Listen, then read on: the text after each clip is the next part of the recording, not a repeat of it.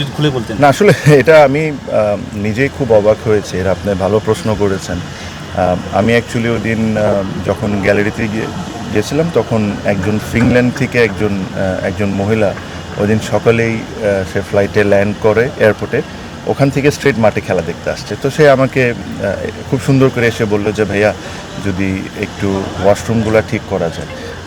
আপনি হয়তো বা শুনে অবাকই হবেন যে স্টেডিয়াম যখন বিল্ড হয়েছিল 2007-এ, তারপরের থেকে আর বাথরুম নিয়ে কোনো রেনোভেশন হয়নি, and this is not right. তো আমি এই কারণে যাওয়ার সময় ওখানে দেখেছিলাম। সো ইন্টারেস্টিংলি ওখানে একজন আমাদের খালাম্মা, আমি যাকে ডাকি খালাম্মা, একজন ছিলেন যেনার দায়িত্ব হলো বাথরুমটাকে পরিষ্কার রাখা, উনি ছিলেন। উনি আমাকে একটা কথা বলেছিলেন যেটা হয়তো অনেকে ভিডিওতে দেখেছেন যে ভাইয়া আমাদের 300 টাকা করে পাই এই জিনিস পার ডে এই জিনিসটা যদি আপনি একটু দেখতেন। তো কালকে আমি বিসিবিতে গিয়েছিলাম, বিসিবিতে যে আমি জিজ্ঞেস করলাম যে আমরা যে ক্লিনিং সার্ভিসটা আছে এদেরকে পার পার্সন কত টাকা করে দিই। তখন জেনে অবাকই হলাম যে 650 টাকা করে দিই। তো তখন আমি জিজ্ঞেস করলাম যে 650 টাকা করে দিই, তাহলে এরা 300 টাকা কেন পাচ্ছে? আমি বললাম যে ক্লিনিং সার্ভিসটা টেন্ডারের মাধ্যমে অ্যাওয়ার্ডেড হয়েছে তাকে ডাকেন।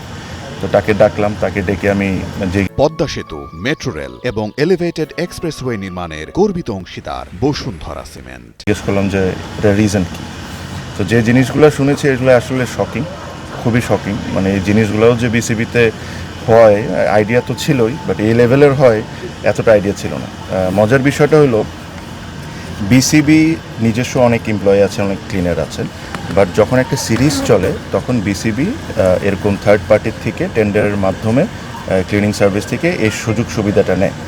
তো যখন এই টেন্ডারটা হয়েছে, একটা কোম্পানি টেন্ডার পেয়েছে, তো নিয়ম কি ওই কোম্পানি লোকজন দিবে। বাট এখন যা হচ্ছে হলো যে ওই টেন্ডার একটা কোম্পানি পাচ্ছে, বিসিবিরই লোকজন এই 30-40 জন ক্লিনার দিচ্ছে, ওই কোম্পানি টাকাটা বিসিবির থেকে নিয়ে বিসিবির লোকজনকে দিচ্ছে, ওই টাকাটা নিয়ে সে টাকাটা নিয়ে তার মতো করে ক্লিনারদেরকে দিচ্ছে, আর যার প্রফিটটা তা রেখে নিচ্ছে। তো তখন আমি ওই ক্লিনিং সার্ভিসকে বললাম, মানুষকে আমি বললাম যে ভাইয়া আপনাকে 650 টাকা করে দেওয়া হয়, আপনি তো এখানে ফ্রি সার্ভিস দিতে আসেন নাই, আপনি এখানে লাভ করবেন বা আপনার কিছু খরচ টরচ থাকবে।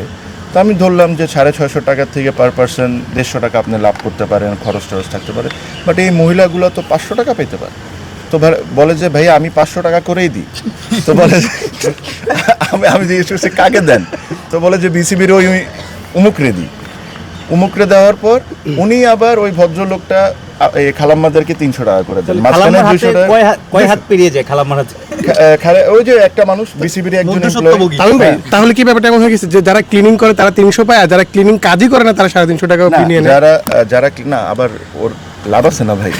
তো যে মাঝখানে যে ব্যক্তি কোনো কাজ না করে খালি লোকজনকে দিয়ে 200 টাকা করে সে নিয়ে যাচ্ছে। তো তাকে আমি ডেকে কালকে বললাম যে আজকে থেকে আপনি যদি চান যে আমি এই টেন্ডারকে বা এই কন্ট্রাক্টকে অনার করি, তাহলে আপনারা আজকে থেকে লোক দিবেন, যেটা আপনাদের দেওয়ার কথা। আপনারা লোক দিয়ে আপনারা এই প্রত্যেকটা ক্লিনার যে খালাম্মা থাকতে পারে, এখানে অনেকেই পুরুষ মানুষও হতে পারে, এদের নিজস্ব ব্যাংক অ্যাকাউন্ট হইতে হবে। এরা প্রত্যেকটা টাকা ট্রান্সফার হয়েছে এটার প্রমাণ সহ আপনি ফাইন্যান্সে সাবমিট করবেন, তারপর আমি আপনাকে বিলটা ছাড়ব। এই ধরনের আমার জিনিসটা হলো যে এরকম কারাপশনস বলেন, এরকম জানেন বলেন, এগুলো তো আপনারা অনেকেই জানেন। বাট আমার কাছে কষ্ট হয় যে এই মহিলাগুলো যে যারা 300 টাকা 400 টাকা ডেলি ইনকাম করে, এদের থেকেও টাকা খেতে হবে, মানে এদের থেকেও মানে টাকা চুরি করতে হবে। মানে দিস ইজ অ্যাবসলিউটলি ননসেন্স। আর আমি প্রমিস করেছি, আমি তাদেরকে বলেছি যে তার একটা বিল সাবমিট করতে বলেছি এই সিরিজে। আমি বলেছি যে আপনি 30 জন মহিলাকে ডাকবেন, আমার সামনে তাদেরকে 500 টাকা করে দিবেন। 100-150 টাকা আপনার লাভ থাকতে পারে, কারণ যদি কোনো কোম্পানি একটা কাজ নেয় তার অনেক কিছু কিনা লাগে, তার নিজস্ব কোম্পানি চালাতে হয়, তার একটু লাভ করবে সে, এটা দ্যাট ইজ ফাইন। বাট যে কমিটমেন্ট আপনি এই মহিলাগুলোকে করেছেন ওগুলো আমার সামনে আপনি ডেকে সবার সামনে দিবেন। তারপর থেকে যদি আপনারা চান তাহলে আমি কন্ট্রাক্টটা অনার করতে পারি, নাহলে ভাই আমি আপনাকে কন্ট্রাক্টও ক্যান্সেল করবই করব, আপনাকে ব্ল্যাক লিস্ট করে দিব যে ভবিষ্যতে কোনোদিন আপনি বিসিবিতে কাজ না করতে পারেন। এখন দেখা গেছে যে ওই খালা যিনি কথা বলে ক্যামেরার